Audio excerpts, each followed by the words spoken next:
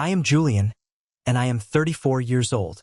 Exactly 3 days ago, I stood in the middle of a $96,000 wedding reception and utterly destroyed my family's reputation.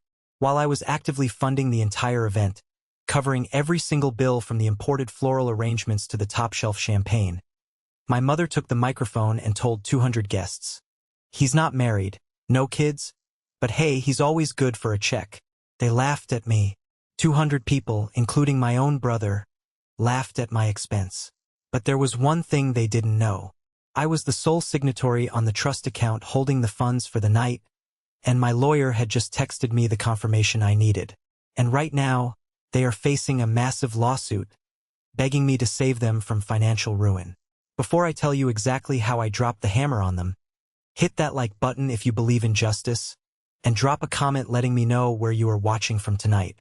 Now, let's go back to where this nightmare really started. The air inside the Windcliff Estate reception tent was thick with the smell of roasted duck, expensive designer perfume, and absolute betrayal. The lighting team, which I had paid a premium for, had dialed the overhead canopy into a soft, romantic amber glow.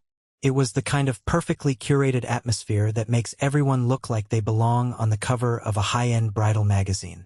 I was standing near the back corner, near the catering exit, nursing a glass of sparkling water. I was wearing a tailored charcoal suit that nobody had bothered to compliment. I wasn't part of the bridal party. I wasn't asked to be a groomsman. I wasn't even listed on the 4-page, heavy cardstock, gold-embossed wedding program that was currently sitting on every single charger plate in the room.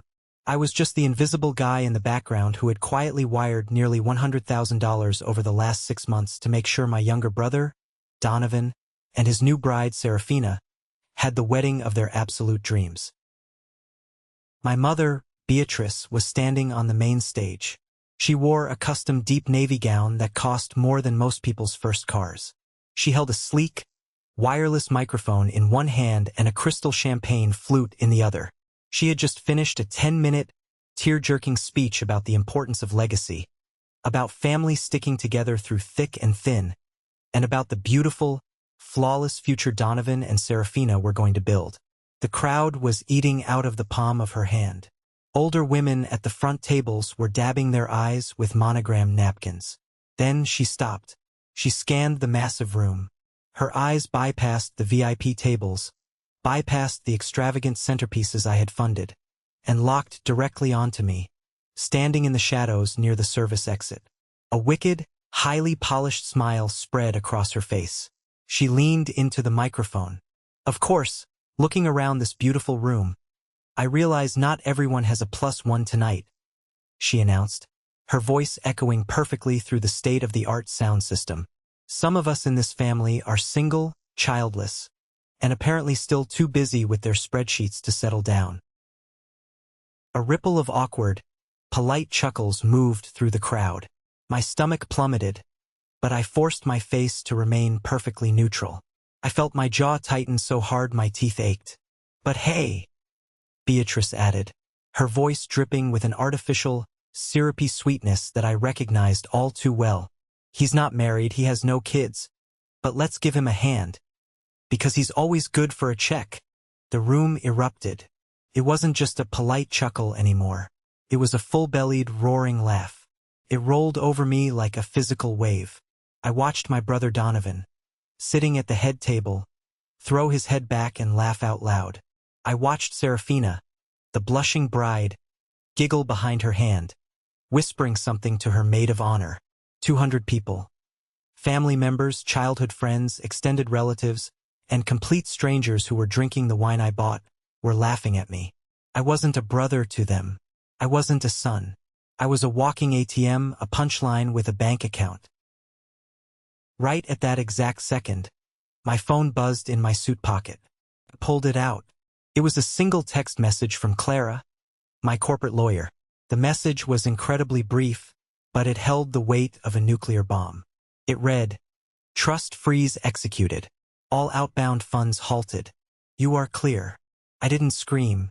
I didn't throw my glass against the wall. I didn't cry.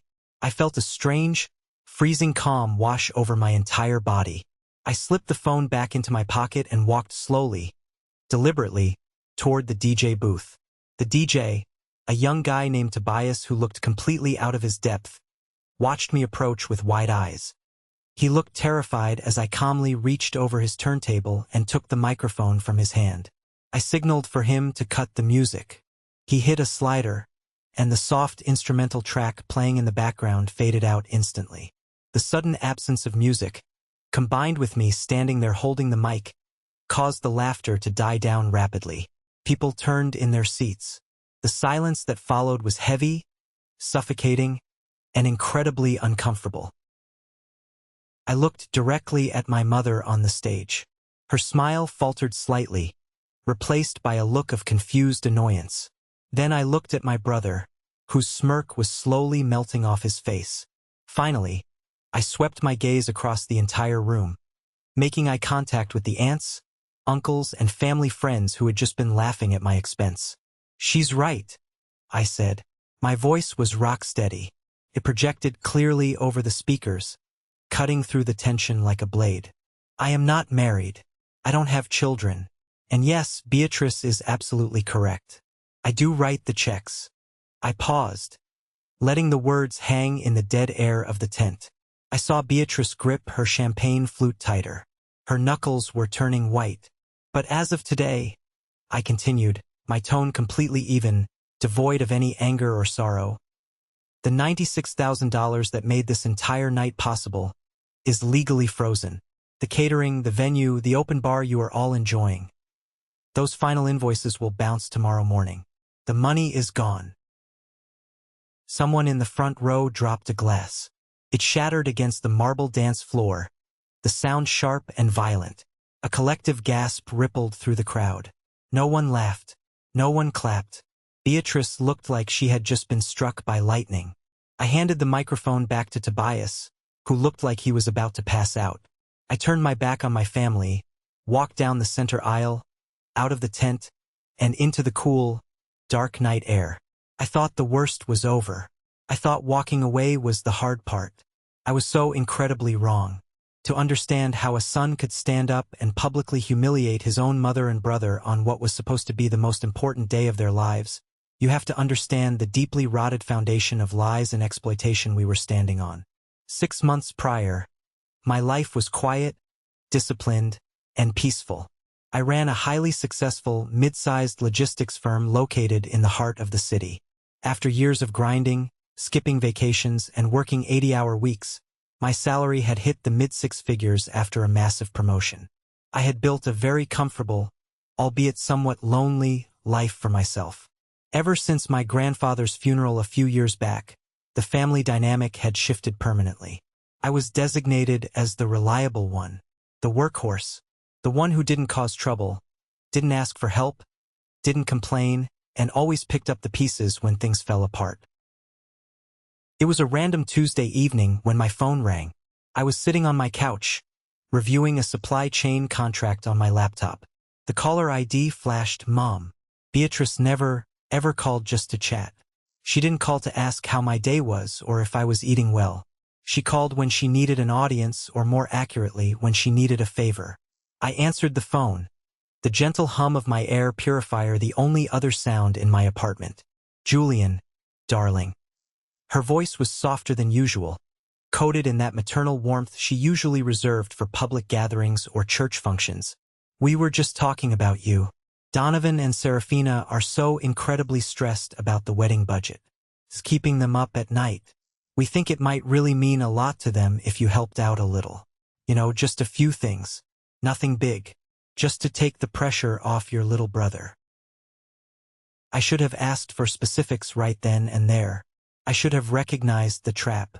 But when you spend your entire life on the outside of your family's affection, looking in through the window, you become desperate for any crumb of inclusion. I thought helping with the wedding would finally earn me a seat at the table. I thought it would make them look at me as a vital part of the family, not just a distant relative. "Of course," I said, closing my laptop. "Just send me the details. Let me know what you need. You're always so good at handling these things, Julian," she replied smoothly, her voice practically dripping with relief. Honestly, I don't know what we'd do without you.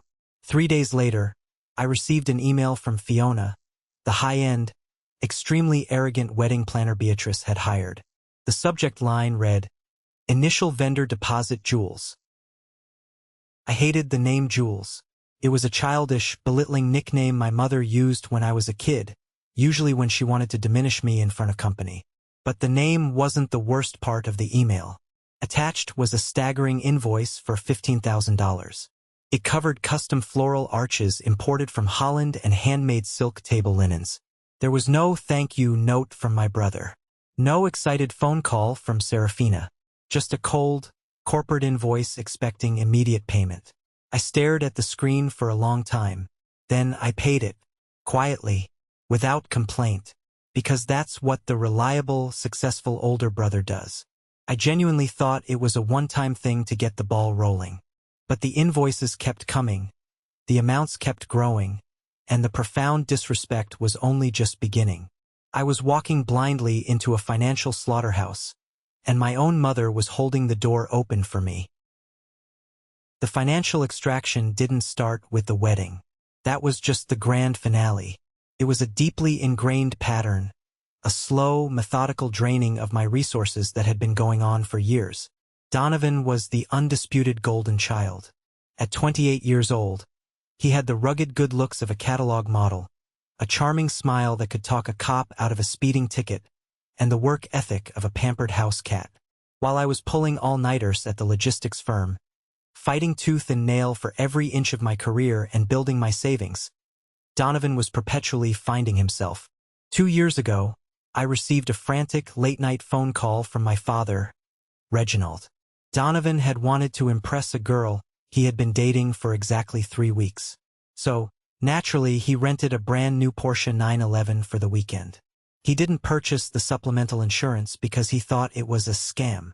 Less than 48 hours later, he managed to back the luxury vehicle directly into a concrete pillar outside a high-end downtown club. The rental company wasn't amused. They were threatening immediate legal action and a devastating hit to his credit. "He's your little brother, Julian," my father had pleaded over the phone. His voice was tight, using an authoritative tone he hadn't earned in decades. "You make good money. You have a massive salary now. Your mother and I can't pull from our 401k for this. The penalties are too high. Don't let a stupid mistake ruin his credit score before he even gets his life started. We are family. You need to step up." He didn't ask. He demanded. I transferred $4,000 that same afternoon to cover the exorbitant damages and the rental company's fees. Donovan never even called to say thank you. He didn't offer to pay me back in installments. He simply texted me a thumbs-up emoji. That was it. A single digital thumbs-up for $4,000. I had replenished his college fund when he blew a massive chunk of it on a backpacking trip to Europe that mostly consisted of staying in expensive hotels in Paris. I had paid for his emergency dental surgery when he neglected his teeth for 5 years. Every single time I stepped up to fix a disaster, I was told how independent I was, how I didn't need much attention. They spun my self-sufficiency and hard work into a weapon, using it to justify their endless demands. They trained themselves to view my bank account as a communal emergency fund. Now, with the wedding planning in full swing, the demands were escalating to a terrifying level. Serafina, my soon-to-be sister-in-law, played the innocent, overwhelmed bride to absolute perfection. She had a soft, breathy voice and a habit of looking completely helpless whenever a vendor contract or a bill was placed on the dining room table. Through Beatrice, Serafina's demands morphed into absolute, non-negotiable necessities. They couldn't just have normal flowers. They needed imported white orchids from Hawaii. They couldn't have a DJ for the cocktail hour. They needed a 12-piece live jazz band. They needed custom-engraved silverware. And Fiona, the wedding planner, treated me less like a family member and more like a rogue, unreliable vendor who was constantly behind on his deliverables. Every email she sent was colder and more demanding than the last. One Tuesday afternoon, I was in my office reviewing a quarterly earnings report for my firm. My assistant had just brought me a coffee when an email notification popped up on my screen. Subject: restroom logistics. Final approval needed. I opened it, frowning. Fiona had written, Jules, as the designated portable toilet supervisor for the outdoor cocktail hour, I need your immediate sign-off on the placement of the luxury sanitation trailers near the West Lawn. Your mother informed me this falls strictly under your jurisdiction and budget. Please review the attached sanitation flowchart and confirm by end of day. We cannot delay this. I stared at the screen until the letters literally blurred together. Portable toilet supervisor. I was funding half of this extravagant wedding. I was writing checks that rivaled the down payment on a house in a good neighborhood, and my mother had actively assigned me the role of managing the outdoor toilets. I didn't reply to Fiona. Couldn't. My hands were shaking slightly.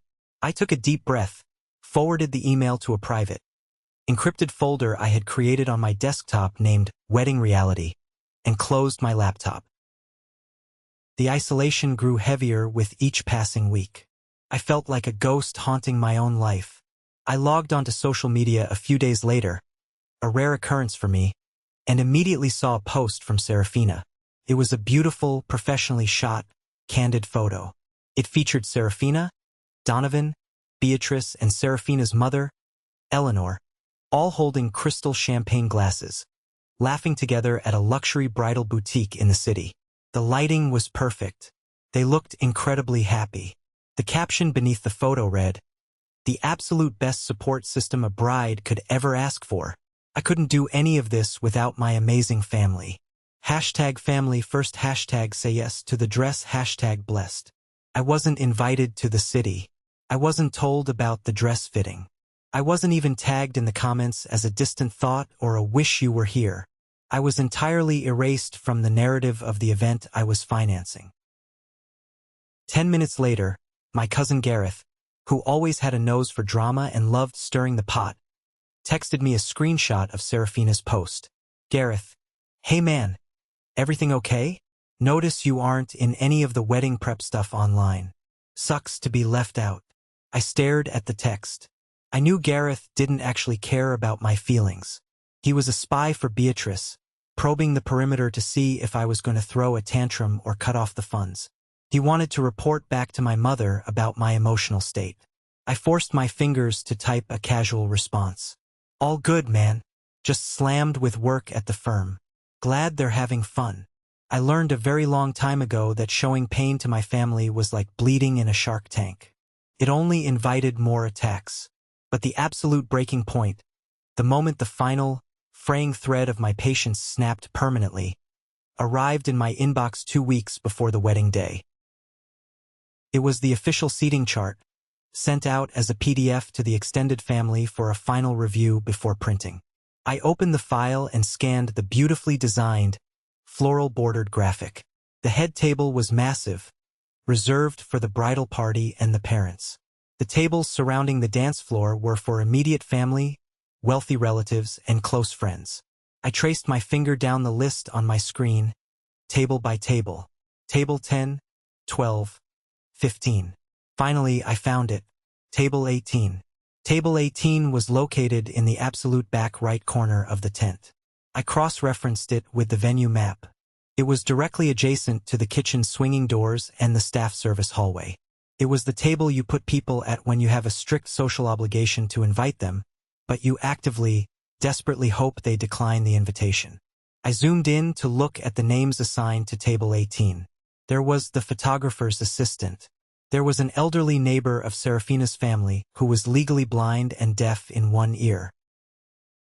And then there was my name, but it didn't say Julian. It didn't say brother of the groom. It read, Assistant to Mr. Miles. Miles was a local, somewhat sleazy liquor distributor who was a casual golfing buddy of my father. He had donated 3 cases of mid-tier, overly sweet wine for the rehearsal dinner to promote his business. For that generous contribution, Miles was seated at table 4, given a special, bolded mention in the program, and treated like royalty. I, the man who had paid the $30,000 catering deposit, the man who covered the floral arrangements, the massive venue fee, and the luxury restrooms. I was stripped of my name, my identity, and my title as a brother. I was reduced to the assistant of a man who brought cheap wine. I didn't yell. I didn't throw my phone across the room. I didn't punch a wall. I sat perfectly, unnervingly still in my home office. A cold, absolute calm washed over me, starting from the base of my neck and spreading to my fingertips. It was the kind of terrifying clarity that only comes when every single illusion you've ever held about your family is violently stripped away, leaving nothing but ugly reality. They didn't just take me for granted. They actively, intentionally despised my presence. They wanted my money, they demanded my resources, but they wanted me invisible. They wanted the prestige of my wealth without the burden of having to acknowledge me as a human being. I opened the wedding reality folder, dragged the seating chart PDF into it, and locked the screen. My mind began to race, calculating logistics, reviewing the fine print of the contracts, assessing the exact legal leverage I held over the event. I wasn't fighting for custody of a child, and I wasn't dealing with a messy divorce settlement, but I was fighting for custody of my own dignity. I was preparing for a war they didn't even know they had started, and I fully intended to salt the earth. I was going to win. The next morning, I sent a brief text to Beatrice. Meet me for lunch. White Plains Bistro. 1 p.m. Just us. The White Plains Bistro was an upscale, ridiculously overpriced spot she loved because the waiters wore vests and called her ma'am. She arrived exactly on time, breezing through the door wearing her signature oversized tortoiseshell sunglasses and a beige cashmere sweater that screamed quiet wealth. She glided into the leather booth opposite me, flagging down a waiter and ordering a $40 glass of oaky Chardonnay before he even had a chance to hand us the menus. She expected me to pay for it, naturally. I always did. We made agonizing small talk for exactly 5 minutes. She complained about the unseasonable humidity, about how difficult and uncooperative the florists were being regarding the archway, and about how exhausted poor Donovan was from the grueling stress of tasting cake flavors. I didn't interrupt. I let her talk. I took a slow sip of my black coffee, set the heavy ceramic mug down on the saucer, and looked her directly in the eyes. I saw the seating chart, Mom, and I saw the draft of the event program. She didn't even flinch. Her expression remained a mask of pleasant indifference. She took a delicate sip of her wine, leaving a faint, perfectly arched lipstick stain on the rim of the crystal glass. "Oh, Julian, please don't start this today," she sighed, waving a hand dismissively. "You're overthinking it as usual. You know you don't like being the center of attention anyway. You always hide in the corner at family events." "I don't like being the center of attention," I replied, keeping my voice low, dangerously calm. "But I do expect to be acknowledged as the groom's brother." Table 18, next to the kitchen doors, listed as Miles' assistant? Are you out of your mind? Beatrice adjusted her cashmere shawl like she was preparing for a minor, slightly annoying battle. "Don't make this about your ego, Julian. You know how much Donovan has on his plate right now. And Seraphina's mother, Eleanor, is very particular about the optics of the head tables. She has a lot of influential friends from her country club coming. We had to accommodate them. We simply ran out of premium seating." "Optics?" I repeated the word slowly, tasting the absolute, staggering absurdity of it. "So the optics require you to hide the man who is literally paying for the entire event?" She set her glass down hard. The maternal mask slipped entirely, revealing the cold, calculating, deeply selfish woman beneath. She leaned slightly across the table, lowering her voice so the nearby tables couldn't hear her venom. "Let's be perfectly honest with each other, Julian," she whispered, her words precise and sharp as broken glass. "It's a wedding. It's an event about romance, about charm, and about building a family. Not everything in life has to be fair. You're not married. You have no real prospects, but you are very good for a check. That is your contribution to this family. That is more helpful than any speech you could give or any seat at a VIP table." My heart stopped beating for a full second. It literally felt like a syringe of ice water had been injected directly into my chest. There it was, the ugly, unvarnished, horrifying truth. spoken out loud by the woman who gave birth to me. I wasn't a son. I was a financial utility. I was a tool to be used and discarded. I didn't argue. I didn't raise my voice. I didn't demand an apology. I reached into my suit jacket, pulled a crisp $50 bill from my wallet, placed it deliberately over her half-empty wine glass, and stood up from the booth. "Enjoy your lunch, Beatrice," I said. It was the first time in my 34 years of life I had addressed my mother by her first name. I walked out of the bistro, ignoring the confused look of the maitre d'. When I hit the sidewalk, the crisp afternoon air felt bracing. My chest was tight, but my mind was operating at lightning speed, processing variables and forming a plan. I got in my car and drove straight back to my office. By the time I sat down at my desk and booted up my monitors, my phone was vibrating across the wood surface. It was Fiona, the wedding planner. I let it go to voicemail. 2 minutes later, an email arrived with a high-priority red exclamation mark. Subject: Urgent. Canopy lighting upgrade, action required. I opened the message. Fiona had written, "Julian, Serafina and Donovan just had a walkthrough of the venue and decided to expand the fairy light canopy.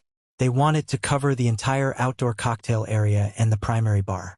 The lighting vendor requires an additional $7,000 by tomorrow morning at 9 a.m. to secure the equipment and crew. Please wire the funds to the event trust immediately so I can process the change order. Thanks." I stared at the screen. $7,000. For some extra string lights so Serafina's photos would have a better background glow. A week ago, I would have sighed, felt a familiar surge of bitter resentment, and authorized the transfer to keep the peace. Today I clicked reply. My fingers flew across the keyboard. "Fiona, I will not be authorizing the $7,000. I am not funding any further upgrades, additions, or changes to this event. My financial contribution has hit its absolute ceiling. Any new charges, including this lighting upgrade, must be billed directly to Donovan or Beatrice. Do not email me regarding any new invoices again." I hit send. Clicking that button felt better than closing a $1 million logistics contract. It was intoxicating. Within 20 minutes, the family group chat on my phone exploded in a flurry of notifications. Donovan: "Bro, what the hell is going on?" Fiona just called Serafina, literally crying, saying you cut off the lighting budget. You promised to help us out. Serafina is having a panic attack. Beatrice: "Julian, stop being so incredibly dramatic. The $7,000. You make that in a week. Do not ruin your brother's big day over a childish temper tantrum because you didn't like where you were sitting. Reginald, call your mother and apologize right now. You are acting incredibly selfish. Family supports family." I read the messages. I didn't type a single word in response. I opened my screenshot tool, captured every single message, and moved them securely into the wedding reality folder on my desktop. Then, I opened the group chat settings and tapped Leave Group. The silence on my phone was beautiful. That evening, I had a mandatory corporate dinner with several major clients, including Mr. Harrison, a ruthless real estate mogul, and one of my logistics firm's most lucrative accounts. The event was held at a prestigious, members-only downtown club. I wore a sharp black suit, shook hands firmly, and spent 2 hours engaging in high-level discussions about supply chain optimization, international tariffs, and commercial real estate investments. Near the end of the dinner, Mr. Harrison stood up, tapping his spoon against his crystal water glass to get the table's attention. He raised his glass of scotch and looked directly down the table at me. "I want to propose a toast to Julian," Mr. Harrison said, his voice booming with genuine, unforced respect. "In an industry full of people who talk a massive game but can't execute, this man actually delivers. He is the absolute backbone of our distribution strategy on the East Coast. He's honest, he's brilliant, and he is absolutely relentless. Cheers to you, Julian." The entire table of high-powered executives, men and women who managed millions of dollars, raised their glasses to me. They looked at me with deep admiration, with professional respect. I took a sip of my whiskey, the sheer contrast of the situation practically giving me whiplash. Here, among titans of industry, I was valued as a leader. I was essential. But to my own mother, to my own brother, I was the portable toilet supervisor, fit only to sit at table 18 with the hired help. When I got home that night to my quiet apartment, I didn't turn on the TV. I went into my bedroom and pulled a small leather suitcase from the closet. I had originally planned to stay at my parents' massive suburban house for the entire wedding weekend, as was expected of the family. Instead, I packed my suit, my laptop, and my essentials. I booted up my iPad and booked a premium suite at an upscale boutique hotel downtown, completely unaffiliated with the wedding venue, the guests, or my family. I was severing the emotional cords one by one. The storm was brewing rapidly on the horizon, and instead of running from it, I was stepping directly into the center of the hurricane. They thought I was just a wallet. They were about to find out what happens when the wallet fights back.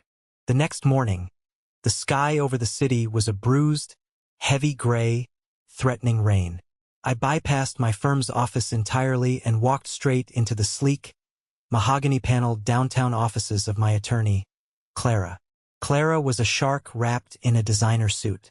She handled all my complex corporate contracts, my aggressive real estate acquisitions, and anything that required absolute, unforgiving legal precision. We weren't just client and counsel. She respected my analytical mind, and I trusted her killer instincts implicitly. I sat in the plush leather chair across from her massive glass desk and placed a thick manila folder squarely in the center. "I need to talk about the event trust account," I said, leaning back and crossing my legs. My voice was completely flat. When Beatrice had first asked me to fund the wedding 6 months ago, Clara had insisted I route the money through a specific, single-purpose trust account rather than just handing my mother a blank checkbook or a credit card. It was a standard wealth management protection strategy to prevent exactly the kind of unchecked bleeding I was currently experiencing. Because of Clara's foresight, I was the sole grantor and the sole trustee of that account. I held the keys to the kingdom. Clara opened the folder, her sharp eyes scanning the top sheets of the financial documents. The account currently holds the remaining $96,000 earmarked for the final vendor payouts. Those disbursements are scheduled to clear the night of the wedding, upon final delivery of services. "What's the issue, Julian?" "I want to freeze it," I said, staring directly into her eyes. "I want to enact a complete, impenetrable block on all discretionary disbursements. Not a single cent leaves that account without my physical, notarized signature." Clara stopped reading. She slowly lowered the documents and looked up at me. She studied my face for a long, quiet moment. She didn't ask about my feelings. She didn't offer empty sympathy. She asked about the fallout. "Julian, you understand the legal mechanics of what you are asking me to do. If you freeze the trust 48 hours before the event, the vendors will not get paid. The estate venue, the high-end caterers, the lighting company, the band. They will immediately pursue the named parties on the contracts for breach of agreement and failure to pay." "Who signed the actual vendor contracts?" I asked, already knowing the answer but needing to hear her confirm it legally. "Fiona drafted them on behalf of the planning agency, but Beatrice and Donovan signed as the primary clients and guarantors," Clara confirmed, tapping her silver pen against the glass desk. "You are legally classified as a third-party financier, a voluntary donor. If you pull the funding, liability falls entirely 100% on their shoulders. They will be staring down a massive, coordinated lawsuit from half the luxury event industry in this city." "Do it," I said, my tone absolute. "Draft the freeze. Don't file it yet. Have it ready to execute on my command." "Consider it done," Clara said, a faint, predatory smile touching the corners of her lips. She recognized a counteroffensive when she saw one. Later that afternoon, while I was back at my firm reviewing the trust documents Clara had sent over, the universe decided to hand me an unexpected, devastating gift. It came in the form of a massive, incredibly stupid clerical error by Fiona, the wedding planner. I received an email with the subject line, "Final program proofs, Do not forward. Fiona, in her rushed arrogance, had accidentally autofilled my email address instead of the florist's.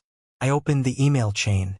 It was a long, nested thread between Fiona, Beatrice, and Serafina's mother, Eleanor. I read through the messages, my jaw clenching so hard my teeth ground together. Eleanor had written, "Beatrice, are we absolutely sure we have to include Julian in the printed program at all? My friends from the club are going to ask questions about why he isn't married yet at his age.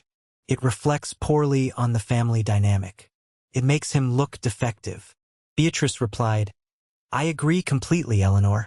Let's keep Julian out of the speeches, the toasts, and the program entirely. He's socially awkward anyway. He'll prefer being behind the scenes. We'll just say he helped Fiona with the background logistics if anyone asks." They were literally, explicitly conspiring in writing to erase my existence from the history of an event I was single-handedly paying for. But the final email in the thread, sent by Fiona just an hour prior, was the one that truly sealed their fate and escalated the situation from family drama to actual, actionable felony. Fiona had written, "Beatrice, the notary is ready for the real estate transfer forms regarding the Yonkers apartment. Let me know when you have Julian's signature so we can present it to Donovan at the rehearsal dinner." I froze. My blood ran completely cold. The Yonkers apartment. 3 years ago, I bought a small, updated 2-bedroom apartment in Yonkers as a starter investment property. Out of a deeply misplaced sense of familial duty, I had let my parents manage the rental income, allowing them to keep the profits for their own retirement fund. But the deed, the mortgage, the absolute legal ownership was entirely in my name. I grabbed my phone and immediately dialed Clara. She answered on the first ring. "Look into the Yonkers property," I barked into the phone, dropping all pleasantries. "Now, Beatrice is trying to do something with the deed. I think she's trying to gift it." "Give me an hour," Clara said, her tone instantly shifting to high alert. It took her less than 45 minutes to uncover the truth. She called me back, her usually calm, unflappable voice laced with genuine shock and disgust. "Julian," Clara said, taking a breath. "Beatrice hired a shady public notary she knows from her country club. She had him draft a quitclaim deed. She was planning to forge your signature to transfer the Yonkers apartment into Donovan and Serafina's names as a surprise, grand gesture wedding gift from the parents." The silence in my office was deafening. The hum of the city traffic outside my window seemed to fade away. My own mother wasn't just using me as an ATM. She wasn't just insulting me. She was actively plotting to commit real estate fraud, risking federal charges, to steal my property and hand it to her golden child to make herself look like a generous matriarch. It was a level of malice, entitlement, and sheer delusion I couldn't even fully comprehend. I wasn't just dealing with ungrateful, toxic family members anymore. I was dealing with criminals. "Block it," I said, my voice dropping an octave, vibrating with a dark, terrifying energy. "File a preventive claim on the deed immediately. Slap a lien on it if you have to, and call that notary. Let him know that if that document is processed, if my forged signature appears on any legal document, I will personally see him disbarred, bankrupt, and imprisoned for fraud." "Already on it, Julian," Clara replied, the sound of her furious typing echoing through the phone. "Julian, I've seen a lot of ugly family disputes over inheritances and trusts. But this is beyond toxic. This is outright theft. You have no moral or legal obligation to these people anymore." "I know," I said, looking out at the city skyline, feeling lighter than I had in a decade. "Have the trust freeze ready. We execute on Saturday night, right in the middle of the reception." I hung up the phone. I didn't feel anger anymore. Anger is hot, messy, and uncontrollable. Anger makes you make mistakes. What I felt was absolute, freezing cold detachment. I was no longer a son seeking approval. I was no longer a brother trying to buy affection. I was an executioner, and the guillotine was polished, sharpened, and ready to drop. The eye of the storm is deceptively calm. A brief moment of quiet before the back half of the hurricane tears the roof off the house. They thought they had outsmarted me. They thought I was too weak to fight back. I knew exactly what kind of financial and social destruction was coming their way, and for the first time in my life, I couldn't wait to watch them burn. The evening of the rehearsal dinner was a masterclass in psychological torture and misplaced arrogance. It was held at the Oakwood Valley Country Club, an exclusive, gated enclave on the affluent edge of the city. This was a place where the initiation fees alone could easily cover a 4-year college fund, and the members spent their weekends comparing their real estate portfolios and complaining about their HOA board meetings. Naturally, I was the one footing the entire bill for the private dining room, the top-tier open bar, and the extravagant 4-course meal. But if you walked into that mahogany-paneled room as a stranger, you would assume I was just a mid-level corporate employee who had won a charity raffle to attend. I arrived exactly on time, handing the keys of my sedan to the valet while sports cars and luxury SUVs lined the circular driveway.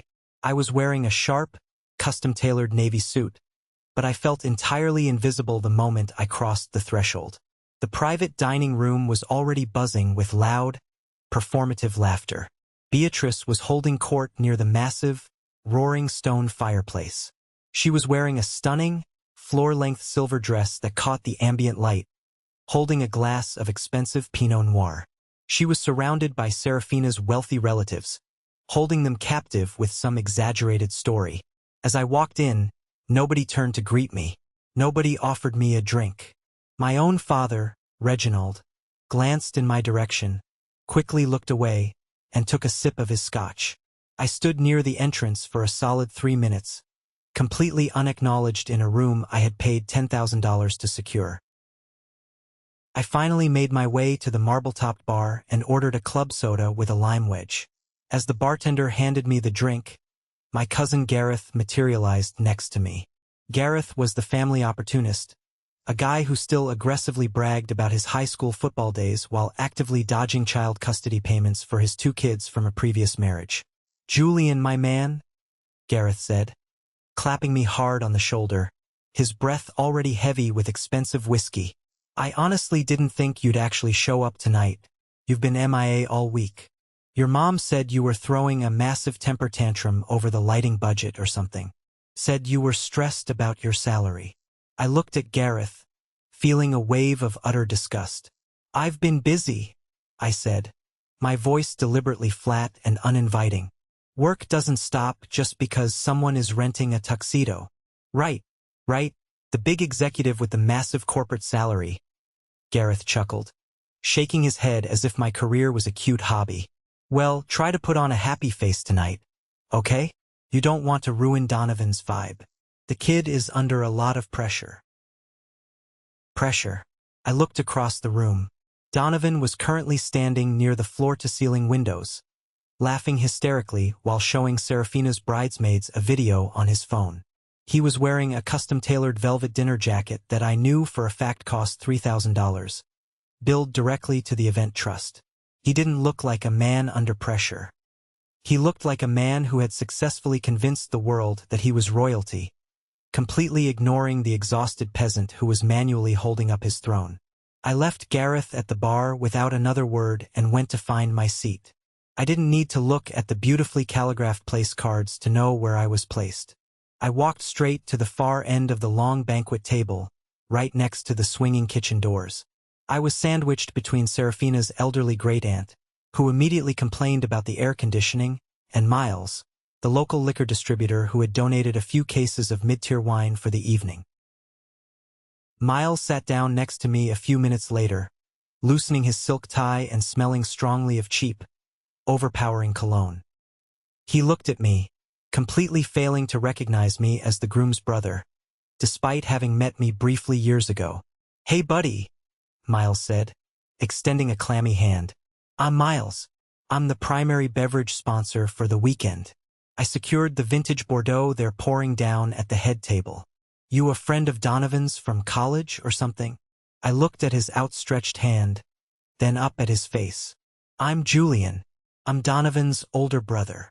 Miles blinked, his confident smile faltering for a fraction of a second before he recovered with aggressive friendliness. "Oh, right. The brother. Beatrice mentioned you." Said you were in logistics or shipping or something. Listen, if you need any help carrying boxes tomorrow or coordinating the vendor drop-offs, just let my guys know. We're a team player operation. We know how hard the behind-the-scenes staff works. He actually thought I was part of the hired help. Because of my placement at the table, because of how Beatrice had framed my existence, he assumed I was the manual labor coordinator.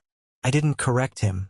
I didn't explain that my logistics firm handled international freight, not carrying boxes of cheap wine. I just gave a slow, measured nod and turned my attention to my water glass. The dinner service began, and the charade went into absolute overdrive. Eleanor, Serafina's mother, stood up to give the first toast. She was a woman who wore her husband's inherited real estate money like a suit of armor, looking down her nose at anyone who didn't summer in the Hamptons. She tapped her crystal glass with a silver spoon and smiled radiantly at Donovan and Serafina. To my beautiful daughter and my wonderful new son. Eleanor projected her voice across the room, ensuring the waitstaff heard her wealth. When Serafina first brought Donovan home, I knew he was special. He comes from such a generous, loving, established family. Reginald and Beatrice, you have truly outdone yourselves. This entire weekend is a testament to your incredible taste and your deep pockets. The table laughed politely. Beatrice placed a hand over her heart, looking remarkably, disgustingly humble. "Oh, Eleanor, please," Beatrice said, her voice dripping with fake modesty. "Family is absolutely everything.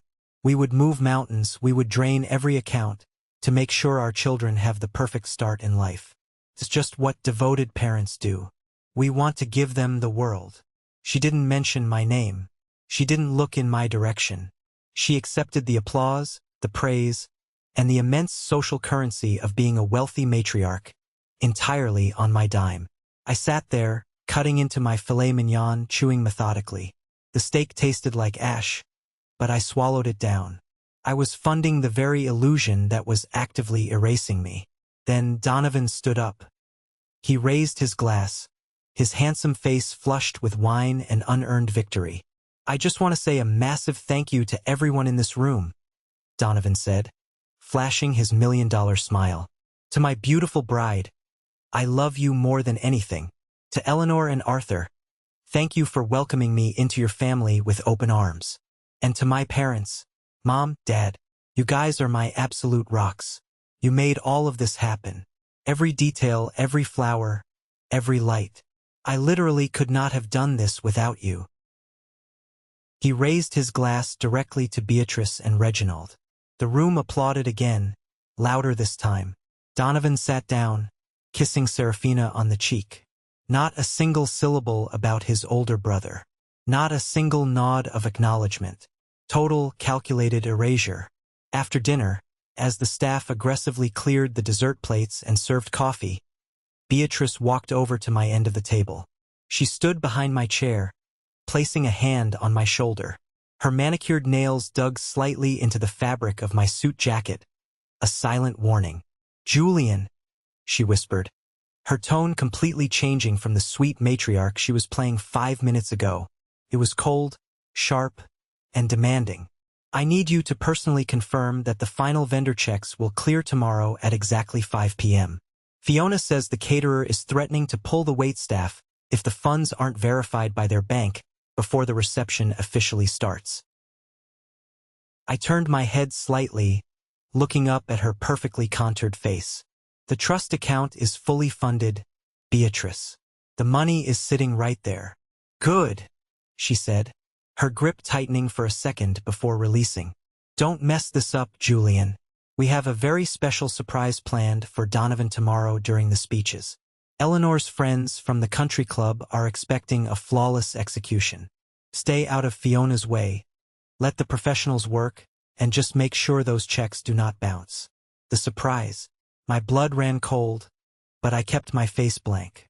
She was talking about the Yonkers apartment.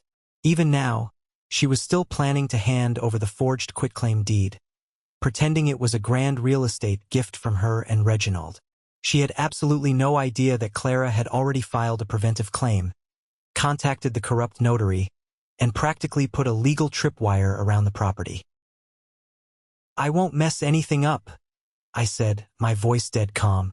"Tomorrow is going to be a day everyone in this room remembers for the rest of their lives." She smiled, completely missing the dark double meaning of my words. She patted my shoulder condescendingly and walked back to her adoring audience at the head table. I stayed at the table for another 20 minutes, observing the room. I watched my family celebrate their fabricated wealth. I watched them build a towering castle made entirely out of my sacrifices. They were so incredibly smug, so deeply complacent in their exploitation, that they never even bothered to check if the foundation was cracking beneath their feet. I left the country club without saying goodbye to anyone. I drove back to my downtown hotel suite in silence. I opened my laptop, pulled up my messages, and sent a single text to Clara. "Are we locked and loaded for tomorrow?"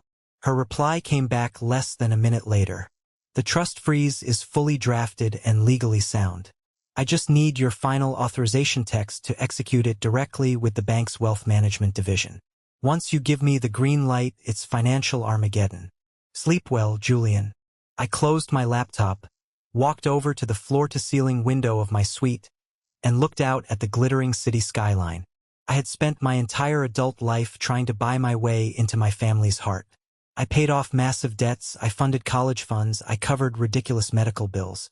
I genuinely thought generosity was the currency of love. But I had finally realized the brutal truth.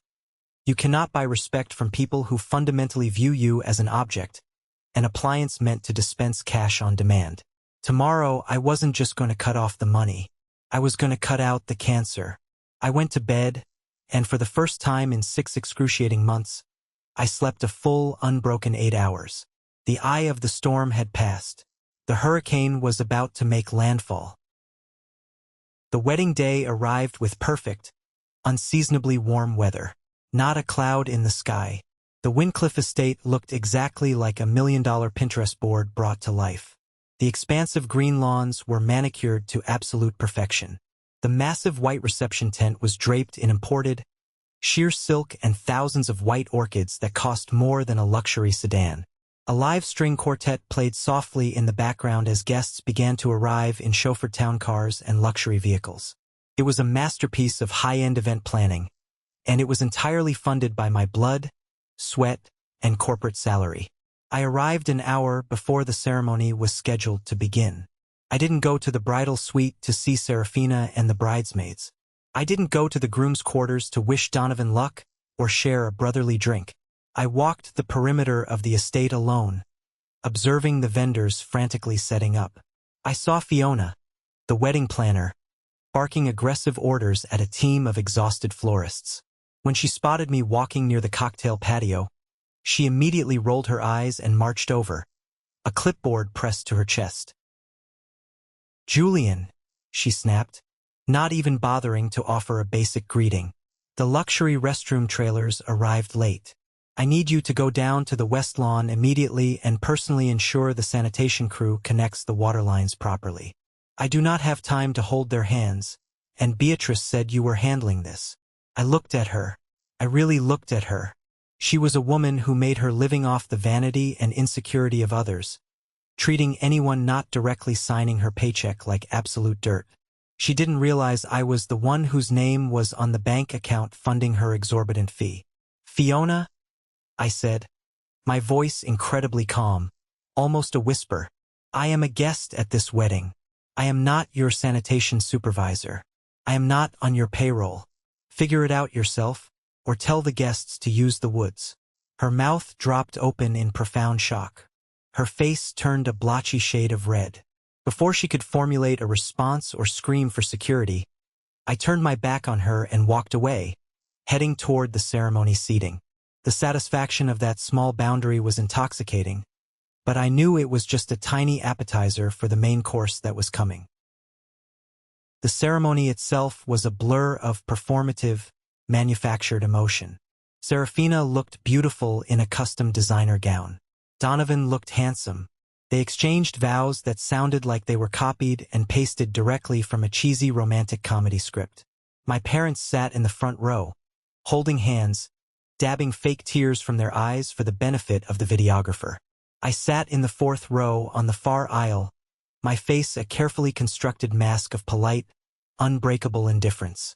When the ceremony ended, the guests transitioned to the massive reception tent for the cocktail hour and dinner service. The sun dipped below the horizon, and the $70,000 fairy light canopy, the one I had supposedly refused to upgrade, illuminated the tent in a breathtaking, magical amber glow. It was stunning. It was perfect. And it was all a lie. I bypassed the crowded bars and found my place at table 18, exactly where the seating chart said I would be, right next to the kitchen doors. Every single time a waiter walked out with a heavy tray of food, the wooden doors swung violently open, the hinges squeaking, occasionally hitting the back of my chair.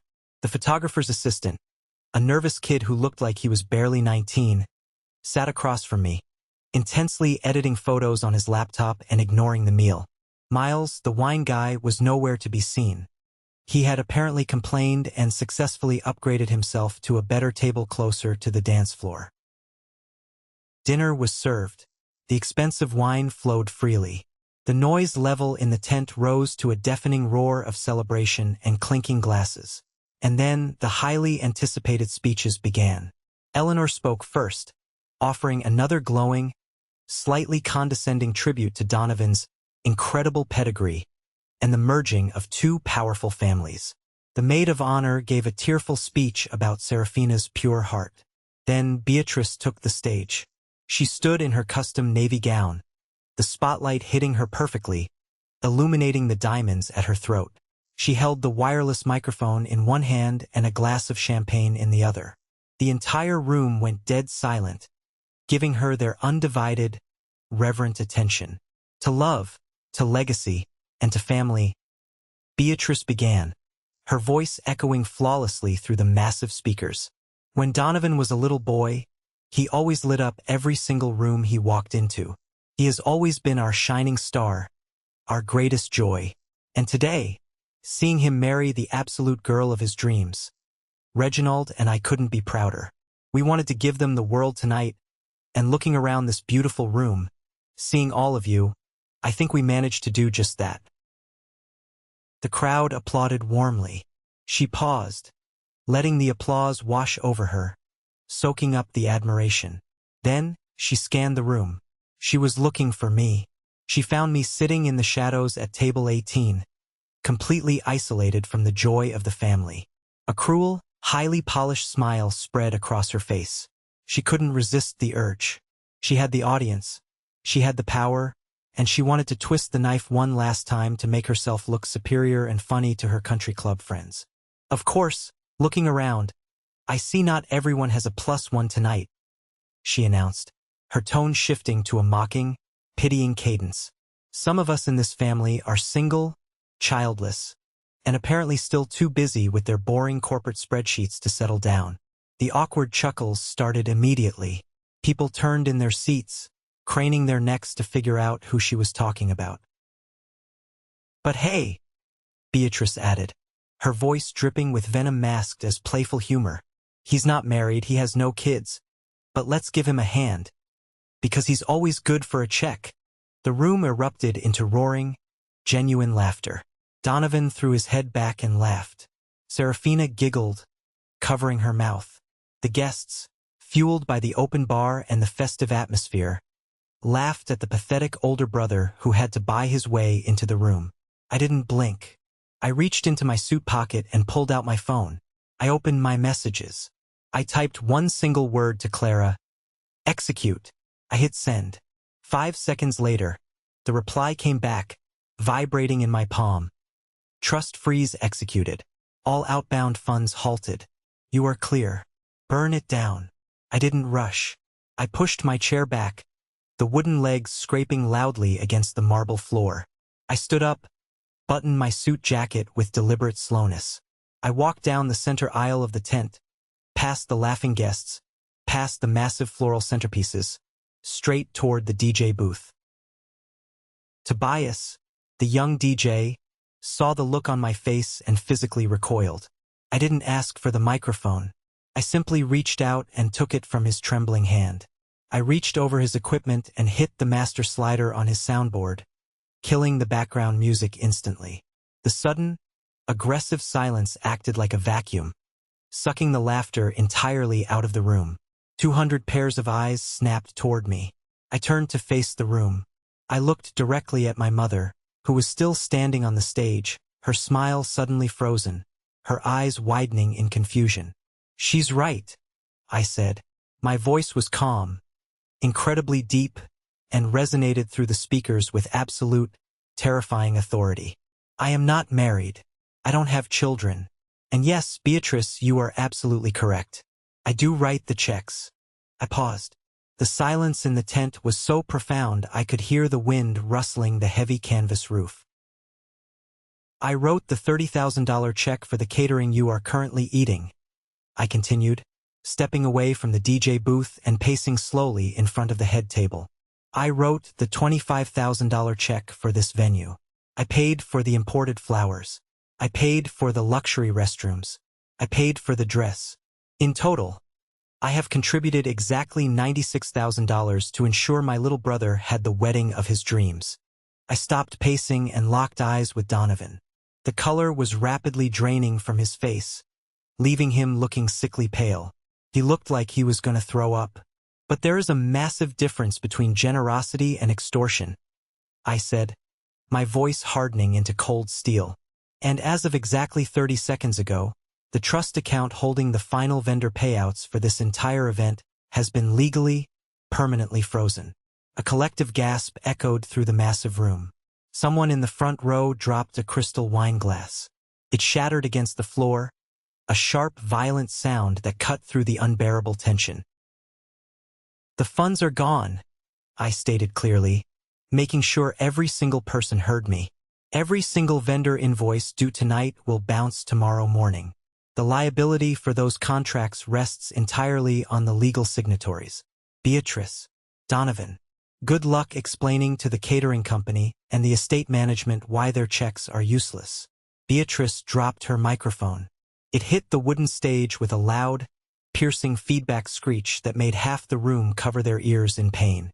"Julian, have you lost your damn mind?" Beatrice shrieked, all of her elegant, practiced composure entirely evaporating. She looked unhinged. "You can't do this. You are ruining everything." "I just did," I replied coldly. "Oh, and Beatrice? Before you try to present Donovan with that surprise real estate gift you promised him, you should know my lawyer filed a preventive claim on the Yonkers apartment deed this morning. If your shady country club notary files that forged quitclaim deed, he goes to federal prison, and you go with him." The collective shock in the room escalated to absolute, unmitigated chaos. Eleanor, Seraphina's mother, stood up so fast she knocked her chair backward. "Forged deed? What is he talking about? Beatrice, you told us you owned that building. You told us Donovan was wealthy. I didn't stay to watch the rest of the meltdown. I had delivered the payload." I handed the microphone back to the terrified DJ. I turned my back on the screaming, panicked family, walked down the aisle, out of the tent, and into the dark, quiet parking lot. I reached my car and unlocked the door. Just as I grabbed the handle, I heard footsteps crunching heavily on the gravel behind me. "Julian, wait, Julian, stop." I turned around. Donovan was sprinting toward me, his expensive velvet tuxedo jacket flapping open, his face covered in sweat. He looked frantic, desperate, and entirely stripped of his golden child arrogance. "Julian, you can't leave," Donovan panted, grabbing my arm with both hands. "Fiona is literally hyperventilating in the kitchen. The venue manager just came over and said if the final wire transfer doesn't clear by midnight, they are calling the police for theft of services. They are going to lock us out. You have to unfreeze the account." I looked at his hands gripping my suit jacket. I didn't shake him off. I just stared at his hands until he realized what he was doing and slowly let go, stepping back. "I don't have to do anything, Donovan," I said, my voice completely empty of any sympathy or brotherly affection. "You signed the contracts. You wanted to play the big shot for your bride's family. You wanted the 12-piece band and the imported orchids. Now you get to pay for them. I don't have that kind of money, he screamed, his voice cracking like a teenager's. I work part-time. Mom and Dad don't have it either. Their 401k is tied up. You're ruining my life. You're ruining my marriage before it even starts. No, Donovan, I said quietly, opening my car door and getting in. I'm just refusing to subsidize your lies anymore. Have a great honeymoon. I shut the door, started the engine, and drove away, leaving him standing alone in the gravel parking lot, watching the red taillights of his personal ATM disappear into the night. I woke up the next morning in my luxurious hotel suite. The sunlight was streaming through the floor-to-ceiling windows, casting long, warm shadows across the carpet. The city outside looked peaceful, completely unaware of the absolute devastation I had caused the night before. I didn't have a hangover. I didn't have a headache. And for the first time in my entire adult life, I didn't feel a crushing, suffocating sense of anxiety about my family's approval or what disaster I needed to fix next. I felt incredibly, dangerously light. I rolled over and picked up my phone from the nightstand. The screen was a literal digital war zone. I had 72 missed calls. 30 of them were from Beatrice, 15 from Donovan, 10 from my father, Reginald, 5 from Eleanor. The rest were from numbers I didn't recognize, likely frantic vendors trying to secure their payments. I had over 100 text messages. The family group chat, which they had apparently desperately re-added me to, was a rolling feed of absolute hysteria and vitriol. Beatrice, Julian, pick up the phone right now. This is not funny. The caterer is threatening to sue us. They literally locked the gates of the estate last night until we gave them a credit card, and Dad's card maxed out instantly. Call me, Donovan. Bro, Serafina is packing her bags at the hotel. She won't even look at me. She says she won't go on the honeymoon until you fix this. Please, I'm begging you. Just unlock the trust. I'll do whatever you want. Reginald. You have destroyed this family. You are a complete disgrace. You will pay for this humiliation. I didn't reply to a single one of them. I didn't feel the urge to argue or defend myself. I took screenshots of the entire thread for my legal files, ensuring I had a record of their threats and admissions of debt. Then, I permanently blocked every single number associated with my immediate family. I got out of bed, ordered a ridiculously expensive room service breakfast consisting of eggs Benedict, fresh fruit and black coffee, and called Clara. Tell me you slept well, Clara said as soon as she answered. I could hear the distinct sound of aggressive typing in the background. She was already at her desk, entirely in her element. Like a baby, I replied, taking a sip of coffee. What's the fallout looking like this morning? It is an absolute, unmitigated bloodbath, Clara said, her voice laced with deep professional satisfaction. I've been fielding calls from extremely angry vendor attorneys since 7 a.m. The venue management company has officially filed a notice of breach of contract against Beatrice and Donovan. The high-end catering company is preparing to file a civil lawsuit for $32,000 in unpaid services, plus damages. Because we set up the trust correctly, and because you were purely a third-party voluntary donor, your name is nowhere on the binding contracts. They cannot touch you. You are completely insulated from the financial blast radius. And the Yonkers property? I asked, cutting into my eggs. Oh, that's the best part, Clara chuckled. The notary folded like a cheap lawn chair the second I called him and threatened to report his license to the state board and the district attorney. He was terrified. He admitted Beatrice brought him a document with a forged signature. We have a signed, sworn affidavit from him stating he refused to process the quitclaim deed. Beatrice's little real estate scam is dead in the water. The apartment remains 100% yours, free and clear. Good. Have the locks changed today just in case they try to squat, I instructed. Already ordered, she replied. Julian, you really did it. You amputated the infected limb. It's going to bleed for a while, but you're going to survive. By noon, the social fallout began to mirror the financial collapse. The wedding had been heavily populated by Eleanor's wealthy country club friends, people who thrived on gossip, scandal, and the downfall of their peers. What happened in the reception tent the night before spread through their elite social circles like a wildfire fueled by gasoline.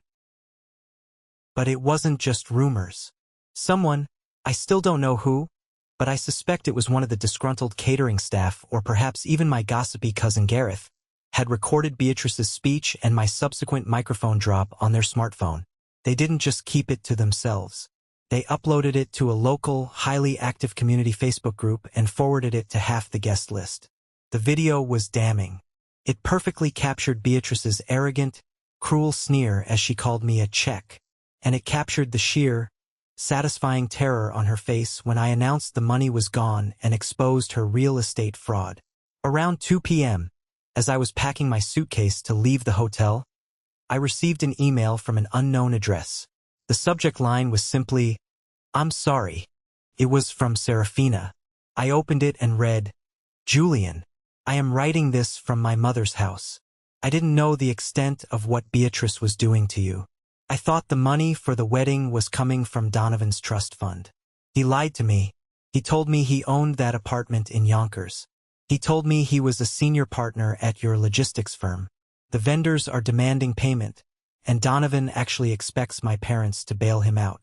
My mother is absolutely refusing. I've left the hotel. I am meeting with a lawyer tomorrow to file for an annulment based on fraud.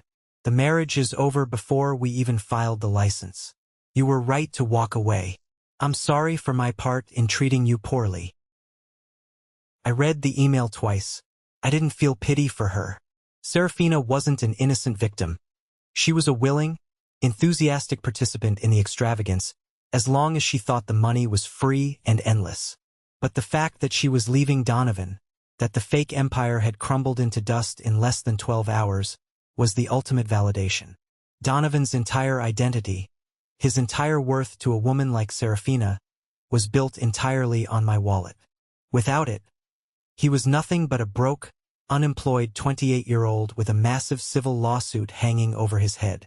Later that afternoon, my D. Vivian, the family's resident spy and gossip monger, accidentally forwarded me an email chain that was circulating heavily among Beatrice's church group and country club friends. It included a secondary video, one I hadn't seen. It was a stealth recording taken earlier in the week during the rehearsal dinner at the country club. Beatrice was standing at the bar, talking to Eleanor. In the video, Beatrice laughed, waving her wine glass dismissively. "Oh, Julian is fine. He's just our walking wallet. He's as reliable as a direct deposit. He's too socially awkward and desperate for our approval to ever actually leave us, so we might as well use the resources to give Donovan what he deserves, right?" The email chain below the video link was absolutely brutal. Beatrice's friends were actively tearing her apart, calling her a monster, a gold digger exploiting her own son, and a fraud. Within 48 hours, Beatrice was quietly but firmly asked to resign from the leadership board of her charity organization. Her country club membership was placed under review. Her reputation, the pristine image she valued above all else, the thing she sold my soul to maintain, was completely, irreparably destroyed. The fake crown had been knocked off her head, and it shattered into a million pieces. 2 weeks passed. The dust from the wedding had finally settled into a hard, unforgiving concrete. I had permanently blocked every member of my immediate family on every platform. I ignored the emails they tried to send from new addresses. The silence in my life was profound. It was no longer the lonely, aching silence of being ignored. It was the incredibly peaceful silence of a fortress. It was a Tuesday evening. I was sitting at the kitchen island in my apartment, reviewing the final closing documents for a massive new commercial real estate deal my firm was managing. The doorbell rang. 3 sharp, desperate knocks. I checked the security camera feed on my phone. It was Donovan. He looked terrible. He was wearing the same faded college hoodie he had worn 3 days ago. His hair was unwashed, and he had dark, bruised circles under his eyes. I almost didn't answer. I had nothing left to say to him, but I knew he wouldn't leave. He would sit in the hallway all night, I wanted to put the final, definitive nail in the coffin. I walked to the door and opened it, but I left the heavy security chain attached. I looked at him through the narrow gap. "Julian, please," Donovan pleaded immediately, his voice cracking.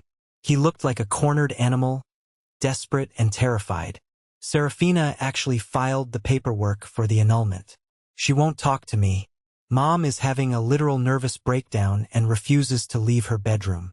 Dad had to cash out a massive chunk of his 401k retirement fund, taking the early withdrawal penalties, just to pay off the caterer so they wouldn't take us to court. And we still owe the venue 20 grand. We are drowning. Please, I know I messed up. I know Mom was awful to you, but you have to help us. We're family." I stared at him. I looked at the boy who had wrecked a Porsche and expected me to pay for it. The boy who had laughed out loud when his mother publicly humiliated me. The boy who felt entitled to the apartment I worked years to buy. "We share DNA, Donovan," I said, my voice steady, completely devoid of empathy or anger. "That does not make us family. Family protects each other. Family builds each other up. You and Beatrice preyed on me. You used my fundamental human desire for connection as a weapon to extract money to fund your vanity." "I was stupid," he cried, gripping the metal doorframe with white knuckles. "I'll pay you back. I swear to God. Just float us a loan to get the venue off our backs. They're going to put a lien on Mom and Dad's house. How are you going to pay me back?" I asked simply, logically. "You don't have a job. You have no assets. The Yonkers apartment you tried to steal from me is fully secured with a legal block. You have absolutely nothing to offer, Donovan. I am not angry anymore. I just don't care. I am permanently closing the bank." "You can't just abandon us," he yelled, tears welling in his eyes, his voice echoing in the hallway. "You're my brother. I'm not abandoning you," I said softly, looking him dead in the eye. "I'm just returning the exact same energy you gave me for the last 10 years. You wanted to be the man of the house. Now you are. Good luck, Donovan." I shut the door gently, sliding the deadbolt into place with a loud, final click. I walked back to my living room. I didn't feel a single ounce of guilt. I felt like I had finally cut a massive, suffocating weight from my chest. I was free. The next morning, I went into my office early. The promotion I had earned a year ago was paying massive dividends, and my logistics firm was thriving under my leadership. I sat at my desk, drank my coffee, and opened LinkedIn. It was a platform usually reserved for corporate humblebragging and networking, but I needed to say something real. I needed to own my narrative before the whispers of my family's downfall distorted the truth. I didn't name my family. I didn't explicitly mention a wedding. I wrote a post about boundaries and the hidden cost of being the reliable one. For a decade, I was the dependable one. I wrote, my fingers flying across the keyboard. I was the fixer, the safety net, the walking wallet. I paid the bills no one wanted to talk about, covered the massive mistakes no one wanted to own, and swallowed my own voice so others could save face. I believed that financial generosity was the rent I had to pay to exist in my own family. But here is the dangerous truth. When you are the one who never needs anything, people start to believe you don't feel anything either. They mistake your silent sacrifice for endless, mindless compliance. They turn you into infrastructure. Last week, I stopped paying the rent. I set a firm boundary that cost me relationships, but saved my dignity and my future. Invisible labor and financial extraction in families is a crisis we don't talk about enough. Know your worth, and stop subsidizing people who view you as an appliance rather than a human being. I hit post. I expected a few likes from colleagues. By lunchtime, the post had exploded. It went incredibly viral within the finance, legal, and corporate networks. I had thousands of likes and hundreds of comments from executives, managers, and ordinary professionals sharing their own painful stories of family financial abuse, inheritance theft, and toxic dynamics. Mr. Harrison, my biggest client and a man who rarely showed emotion, walked past my glass office door, stopped, and gave me a silent, deeply respectful nod. My colleagues looked at me differently, not with pity, but with deep respect for my resilience. I had finally found my voice, and people were actually listening. A month later, I took a Friday off work. I drove 3 hours north, past the sprawling suburbs, past the city traffic, into the deep, quiet woods of upstate New York. I pulled my car onto a massive, 40-acre plot of land surrounded by ancient pine trees and a small, crystal-clear lake. I stepped out of the car, breathing in the sharp, clean air. Clara had finalized the real estate purchase that morning. I had taken the $96,000 from the dissolved wedding trust, added a significant portion of my own savings, and bought the land outright. I stood near the edge of the water, looking out at the expanse of green. The plan was already in motion. I was going to hire contractors to build a series of small, high-end cabins. It wasn't going to be a commercial resort.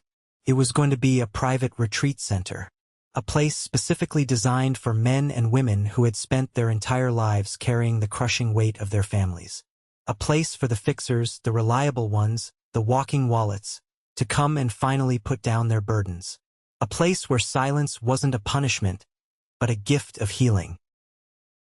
I bent down, picking up a smooth stone from the edge of the lake. I threw it into the water, watching the ripples expand outward, disrupting the perfect reflection of the trees. They tried to erase my name from a piece of folded cardstock. They tried to make me invisible, so I bought a piece of the earth and put my name on the deed. I had lost my biological family, but I had finally found myself.